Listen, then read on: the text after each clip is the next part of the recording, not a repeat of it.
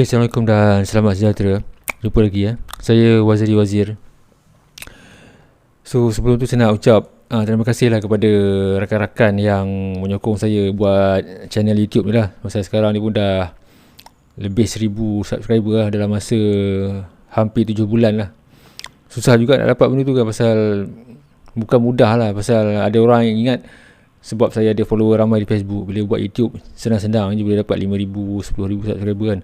Pasal halayak ataupun generasi yang menonton YouTube ni, dia bukan orang yang sama dengan orang yang orang kata selalu melepak di Facebook tau. Dia benda lain. Sama juga contohlah kalau saya buat TikTok kan, dia generasi lain yang suka lepak kat situ.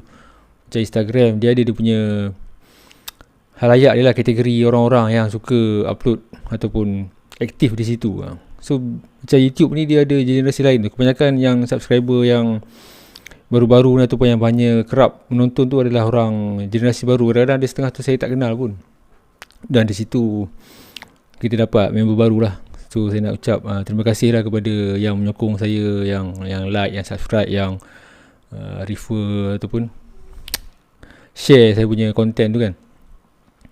So macam ni lah kenapa saya nak buat YouTube lah. Dia macam ni lah. Bagi saya YouTube ni salah satu platform sosial media di mana tempat orang berkongsi macam-macam lah. Cerita, pengalaman, ilmu, tips, macam-macam benda lah nak kongsi kan. Pasal sebelum ni pun saya pernah buat blog pun dah dekat 10 tahun kan. So orang kata nak berkongsi pengalaman ataupun cerita tu bukan benda baru bagi saya lah. Cuma medium YouTube ni barulah bagi saya kan. Cuma sekarang ni untuk kebelakangan orang tak panggil YouTuber lah, orang panggil content creator lah. Kita boleh gunakan YouTube, Instagram, TikTok, Twitter dan macam-macam lagi lah. So content creator lah yang paling sesuai sekali lah. Dia yang macam saya buat masa ni, saya gunakan social media YouTube ni lah untuk share pengalaman apa semua kan. Pasal nak menulis ni pun kadang-kadang ambil masa juga dan tak ramai lah generasi baru ni yang nak spend masa nak baca benda-benda yang secara detail ni kan. Dia macam masa sekarang tu, bukan sekarang lah, daripada dulu lagi masa tu sangat berharga lah. Semua orang nak tarik trafik tu orang ni nak suruh tengok gambar dia, orang ni nak suruh tengok video dia kan dia.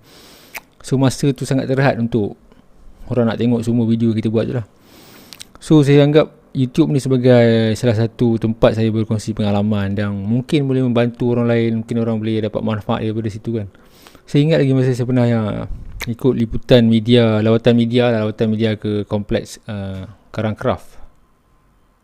Kompleks Karangcraft di Shah Alam kan. Dia buat majalah, macam-macam majalah tu kan. Dekat situ saya terbuka juga lah minda saya masa dekat ada taklimat daripada, tak tahu lah ketua editor ke tak ingat dunia siapa nama dia kan.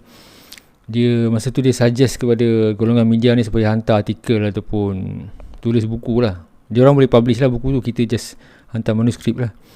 Ada seorang tu tanya kita ni just biasa je, tak ada benda cerita, nak dia cerita kan. Lepas tu yang tak tahu, tak pastilah, mungkin dia, orang daripada bahagian editor lah, editorial kan.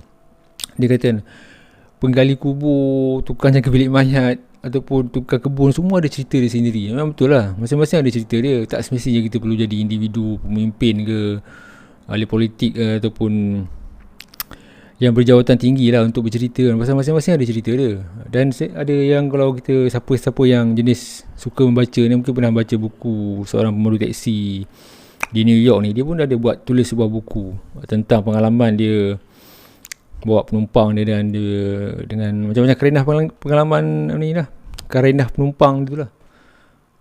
Pramugara, pilot kapal terbang pun dia tulis juga. Itu mungkin pilot tu mungkin tinggi lah dia punya jawatan dia kan.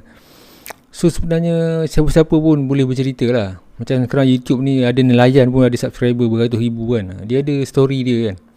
So bila-bila kalau kita share kan kita punya cerita ni, contohlah kalau nelayan kan, kalau dia ada masa untuk buat, tak perlulah nak lighting macam ni apa semua kan, mungkin just record biasa pakai telefon dia kan. Orang tengok kesusahan dia di tengah laut nak dapatkan ikan, rezeki tu kan. Mungkin orang tak komplain mahalnya ikan, kenapa mahal. Bila orang tengok macam ni susahan, dan mungkin orang rasa ikan yang dia beli tu tak setimpal dengan apa orang kata apa, risiko yang terpaksa nelayan tu tempuh lah. Kita bayar banyak ni, kadang kita rasa mahal ni kan, masa tu tujuan. So maksudnya benda-benda macam tu lah, macam bidang fotografi lah, macam saya bidang foto kan. Saya cerita pengalaman saya lah, bukanlah makna saya ni bagus kan. Ada ramai lagi yang bagus. Cuma kadang-kadang dia orang yang ni tak ada masa ataupun kekangan masa dengan family, dengan aktiviti lain kan. Dia tak ada masa nak buat yang macam saya buat ni lah, konten ni kan. Bila kita cerita tentang pengalaman kerja kan, ataupun apa benda lah, mungkin benda tu boleh memberi inspirasi ataupun sedikit sebanyak dapat memberi manfaat kepada orang lain lah. Macam sebelum ni saya ada tulis pasal di blog saya pasal kembara di India kan. Saya bagi tahu tip je macam ni nak dapatkan tiket murah macam ni, hostel dekat sini, supaya tak kena tipu macam ni kan. Walaupun yang dapat manfaat tu mungkin 2-3 orang, seorang 2 kan, berbandingkan dengan kita punya masa habiskan untuk buat research apa semua tu kan. Tapi bagi saya suka lah, syukur Alhamdulillah lah ada orang yang dapat manfaat benda tu. Mana hotel yang saya booking tu dia booking, dekat mana laluan tu kan. At least kita membantu urusan orang kan. Bukannya kita dapat benda pengalaman tu kita simpan sendiri kan. Mungkin pengalaman tu ada benda yang bermanfaat untuk orang lain kan. Daripada kita simpan sendiri, dia macam pengalaman tu untuk diri kita kan. Jadi yelah, kalau tak dimanfaatkan untuk lain, buat apa kan. Dan itulah, kalau bukanlah kita nak jadi ustaz ke apa, tapi sebaik-baik manusia ialah manusia yang memberi manfaat kepada orang lain kan. Kalau kita ada pengalaman, tak kisahlah bidang apa pun kan, kalau kita boleh kongsi dengan orang, mungkin ada orang boleh dapat manfaat benda tu. Just kita share saja. Bukannya pasal kita target nak jadi jutawan, nak jadi content creator yang ada income berpuluh-puluh ribu kan. Kita share je apa benda tu kan, tak ada rugi apa pun. Macam sekarang ni ramai juga yang buat kerja-kerja kampung, layan, ada yang macam-macam orang lah yang buat konten kan. Dan tak rugi pun, pasal memang ada seorang layan tu, saya tak ingat pun nama dia, Zali ke apa kan. Dia pergi ke laut mencari ikan kan. Memang itu kerja dia pun. Lepas tu dia bukannya buat konten, dia bukan pergi laut ataupun sungai untuk buat konten. Memang itu kerja dia, kerja hakiki dia. So dalam masa dia pergi tu, dia rekod lah, dibuat kan. Dan itu pun jadi sumber income tambahan kepada dia. Selain daripada ikan, boleh dapat income daripada subscription, daripada mungkin iklan kan dia dapat kan. Tapi target saya yang saya nak bagi tahu ni, kongsi pengalaman lah, pengalaman ke tips ke apa benda kan. Macam kita minat berbasikal, apa tips yang bagus untuk penjagaan basikal yang bagus jadi macam mana kan. Orang yang suka memancing macam mana kan. Orang yang macam saya suka melancong, travel kan. Mungkin saya boleh kongsikan sedikit tips-tips yang kalau kita nak melancong tu, apa benda yang kita boleh buat, macam mana nak elakkan kena scam, nak beli tiket murah macam mana kan. Kalau ada 2-3 orang yang dapat manfaat tu, bagi saya dah cukup bagus lah. Saya tak rasa rugi pun buat benda-benda macam ni. Macam ni kita habiskan duit beli lighting apa semua tu, benda tu tak kisah pun, pasal kita rasa seronok kan.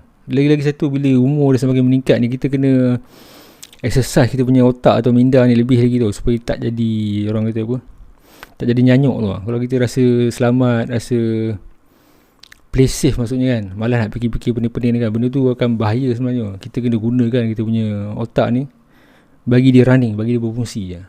Kalau kita biar dia relax kan, dia tak bersenam lah, tak ada benda yang dia gunakan untuk ni, dia mungkin akan boleh menyebabkan penyakit nyanyuk lagi satu. So bagi saya, kalau kita ada pengalaman kan, apa salahnya kita share dengan orang. Salah satu platform YouTube ni lah kan, macam Facebook lah kan. So itulah dia, saya suggest lah kepada rakan-rakan mana yang belum ada YouTube kan, apa salahnya buat kan. Kebanyakan orang sekarang dah ada Facebook kan, pasal Facebook dah lama kan. YouTube ni pun dah lama, tapi sekarang benda yang bercakap style depan kamera ni tak ramai yang familiar ataupun rasa senang lah kan. Okey lah, nantilah saya sambung pasal benda ni. Kalau nak sembang mau berjam-jam ni.